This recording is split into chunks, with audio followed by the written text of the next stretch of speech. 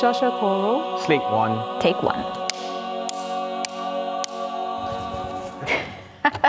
This song exists because people who trust each other came together and imagined what could be possible. The idea of bringing together poets and composers and choirs from all over the world and make something amazing happen. I mean, it sounds like the perfect project. Today, we are here to witness the Shasha Choral project. Months of work to come up with a story that we hope inspires you.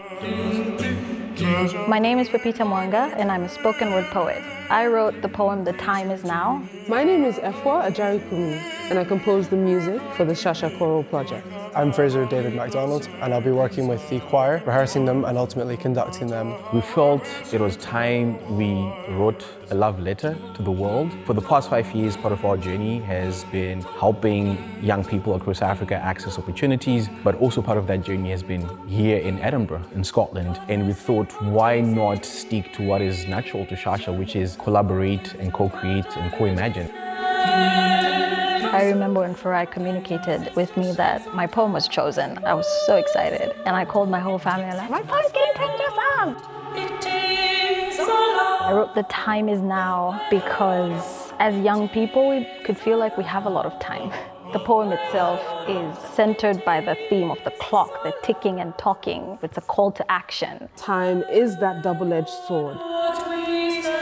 The idea of what we've been trying to do is not only make people understand the urgency that is necessary to show up in the world, but also to feel that. And music was one way of doing that. The Choral project is essentially a platform for people that have stories and dreams to come from everywhere. This poem has a story of itself that demands to be told, and that really is what drew me to it. It felt as if the poem came alive and was speaking to me. When I write, I hear the music in my head and having it have another life. It's a proud moment for me. The recording day as a composer is always the most exciting and nerve-wracking part. I think what I'm most excited for is watching Pepita and Efua and Farai react when the choir actually sing the music. It's amazingly satisfying inviting people into this space and seeing their music come to life for the first time ever.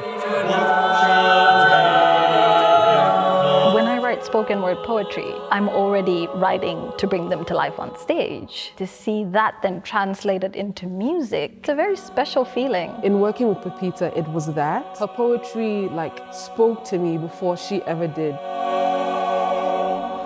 There are some lines that keep repeating. O ye of great wealth, O ye of great youth. The wealth I speak of in the poem is your youth. The wealth I speak of for young people is time. That's very powerful. There is urgency in this poem to do something now and not relegated to next week, tomorrow. We never have tomorrow anyways. And although it was written for young people, it can really be read by anyone because you're only as young as you will ever be at any given moment. I write poetry with music in my head.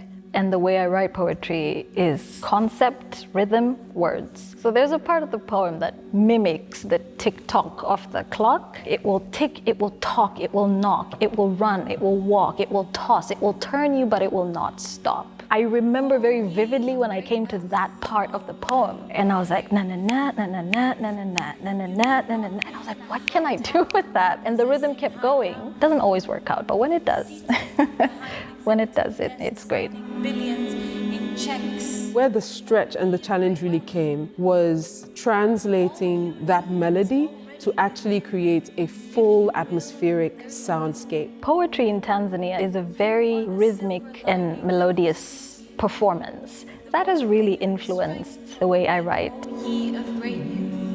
As I was reading Pepita's words, it will tick, it will talk, it will knock, it will run. It started to play in my mind. There was a doom, doom, doom, doom. Then ticking, talking. And I could see that those melodies were clashing and they needed to be resolved. I built the melody on top of that instability. Spoken word poetry was what I gravitated towards. When I started writing, it was like unfiltered consciousness. And the more I do it, the more I truly feel like my everyday life is spoken word poetry. It's just so fascinating to me to be able to just take a snapshot of an experience of life and just expand on it. It is a vision that you... How are we pooling our skills together best to make something amazing happen?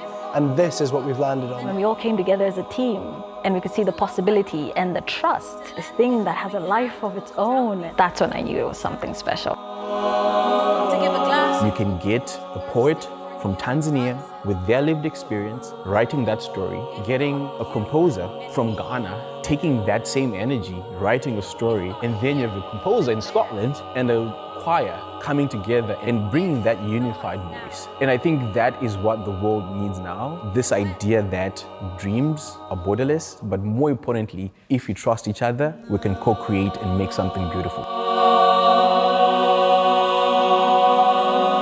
You have 3, 4, 8, in this case, singers singing together. The collective, what is created, is so much more powerful. The diversity of talent. Each of us is coming from a different angle. You know, let's bring all of these really cool people together and see what happens. Today we're gonna see it. We're gonna really see it happen.